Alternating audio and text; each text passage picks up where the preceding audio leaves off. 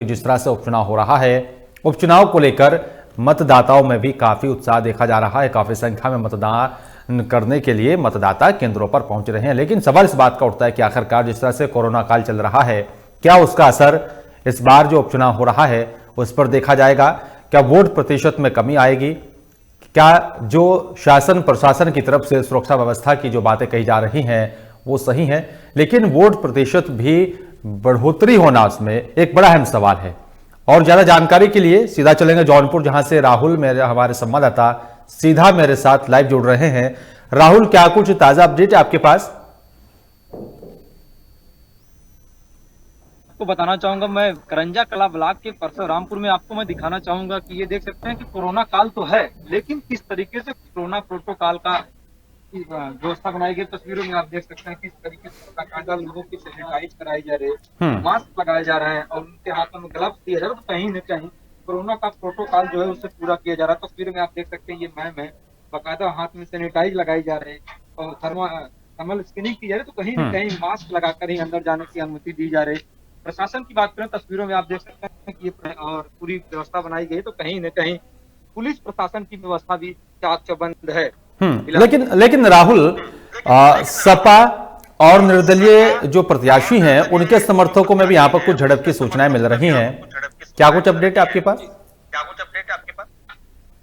देखें बिलाल, आपको बताना चाहूंगा, जो मल्हनी विधानसभा का जो सीट पे जो चुनाव होना है, तो कहीं न कहीं सपा और निर्दल प्रत्याशी धन सिंह के बीच में ही टक्कर है। भाजपा यहाँ कहीं टक्कर में दिखाई नहीं दे रही। तो कहीं न कहीं जो झड़प की बातें आई हैं उन लोगों को पुलिस द्वारा समझा बुझाकर 200 मीटर दूर कर दिया गया।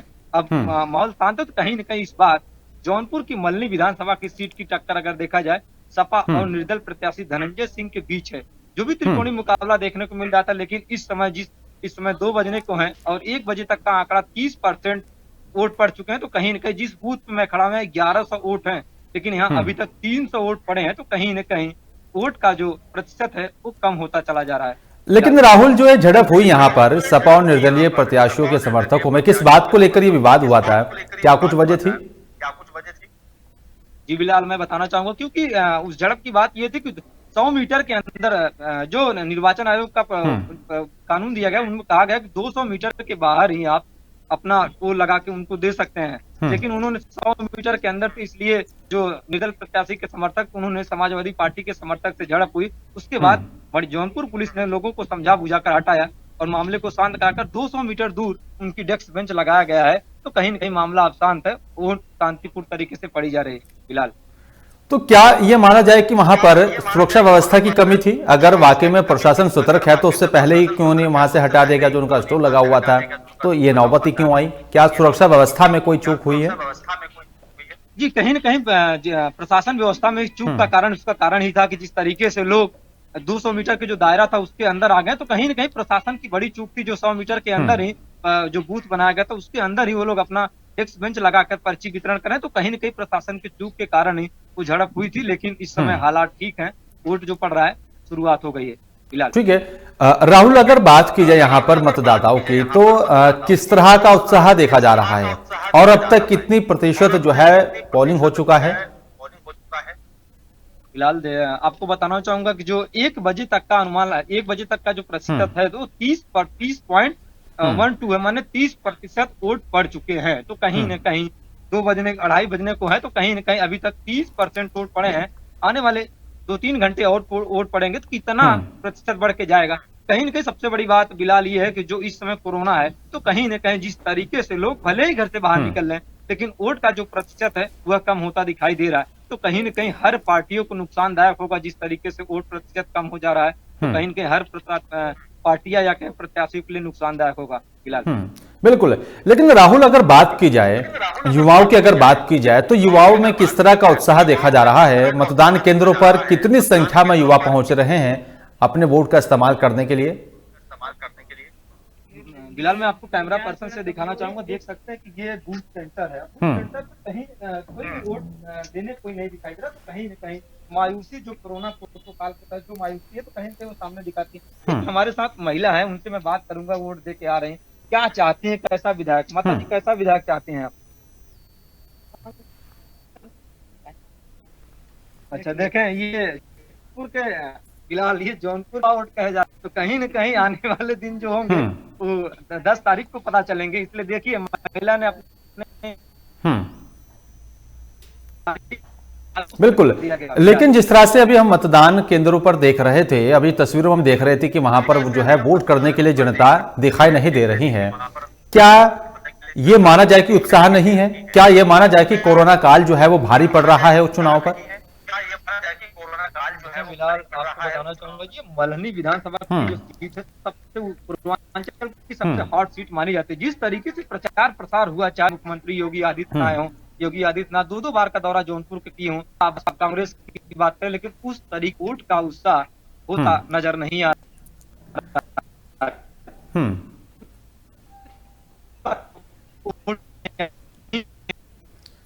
क्या राहुल, क्या माना जाए इसकी वजह? क्योंकि मतदान केंद्र पर जो है वोटर नजर नहीं आ रहा है। क्या जागरूकता की कमी रही है?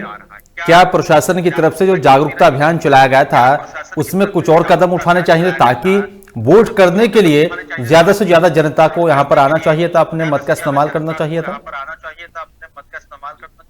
फिलहाल लोगों को तो मत का लोकमंच न्यूज की तरफ से मैं सबसे अपील करूंगा कि लोग आए, वोट करके। जिस तरीके से इस बूथ पर मायूसी छाई है, तो कहीं न कहीं प्रशासन की जो कमियां थी, क्या कहें, तरीके से लोगों का प्रचार नहीं हुआ, तो उसका असर भी सामने साफ दिखाई। क्योंकि कोरोना चल रहा है तो लोग बचते नजर, लेकिन प्रशासन की तरफ पुख्ता इंतजाम किए गए हैं। बाकायदा सैनिटाइजर और सोशल डिस्टेंसिंग का पालन कराया जा रहा है, मास्क लगाकर जाने की अनुमति, तो कहीं न कहीं काफी है। लेकिन वोट देने वाले जो मतदाता हैं,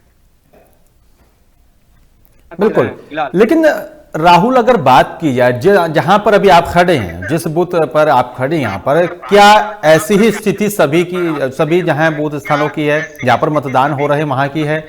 वहां पर भी इस तरह का सन्नाटा पसरा हुआ है, मतदाता नहीं पहुंच रहे हैं, या फिर सिर्फ यहीं का यह नजारा देखने को मिल रहा है?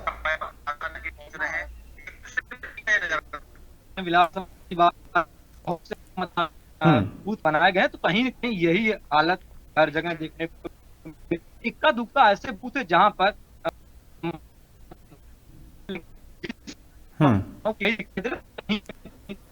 10 तारीख को जो का जो हर पार्टियों को नुकसान हो मिला।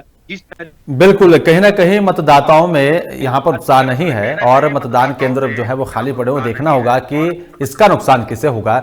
शुक्रिया राहुल आपका मेरे साथ जुड़ने के लिए और तमाम जानकारी साझा करने के लिए। लेकिन देखना होगा कि आखिरकार जिस तरह से मतदान केंद्रों पर जो है मतदाता नहीं पहुंच रहे हैं, मतदान केंद्र खाली दिखाई दे रहे हैं, क्या जागरूकता की कमी है या फिर जो है जिस तरह से घरों से जनता निकलकर नहीं पहुंच रही है, वक्त कम होता हुआ जा रहा है। लेकिन सवाल इस बात का उठता है कि जिस तरह से जनता नहीं पहुंच रही है, वोट प्रतिशत में कमी आएगी तो उसका नुकसान यहां पर किस पार्टी को होगा? यह बड़ा अहम सवाल है। फिलहाल मेरे साथ सिर्फ इतना ही। नमस्कार।